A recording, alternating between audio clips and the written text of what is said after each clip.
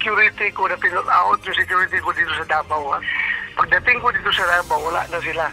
Kaya pinareport sila sa kanilang unit. Binawi na ng Philippine National Police kahapon ang 2 security details ni Senador Ronald Bato de la Rosa na nakatalaga sa Davao City. Ito ay sa gitna ng posibleng paglalabas din ng warrant of arrest mula sa International Criminal Court o ICC laban sa dating PNP chief.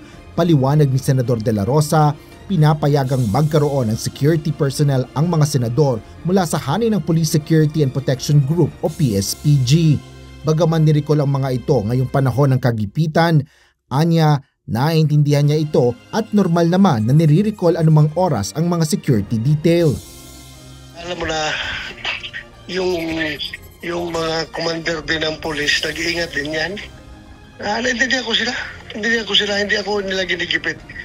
Nag-iiwas lang rin sila, baka mamaya magka-problema sila. So, naintindihan ko, hindi sila kasama sa paggigipit. Hindi pa matiyak ni Senador Bato kung tinanggal na rin sa kanya ang iba pa niyang mga security detail na nakatalaga naman sa Metro Manila.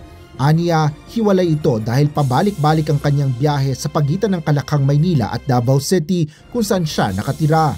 Wala rin naman anyang problema sa kanyang seguridad sa kasalukuyan at sanay naman ang mambabata sa mga banta. Gayunman, nakipag-ugnayan na sa kanya ang ilang dating mga kasamahan at mga tauhan na nagretirong mga pulis at sundalo. Ito ay upang voluntaryong pumalit sa kanyang security detail matapos maiulat na niricall ang mga ito ng PSPG. Ang aking kinausa, aking tinanggap more than 10. Ang aking pinag-uusapan lang na mag-stay, magsama sa akin is 4 pinag-uusapan ko dahil wala pa kong sasakyan, ikarga sila lahat kung saan ako pupunta.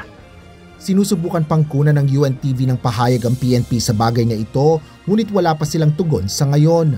Ayon naman kay Presidential Communications Office Undersecretary Claire Castro, sa kasalukuyan ay hindi nito makita si Senador de la Rosa. Baka kasi po nawala po siya. So hindi naman pwedeng tumambay lamang po yung security nang wala po siya. Siguro po pagka siya yung nagpakita po, hindi naman po yan magiging problema.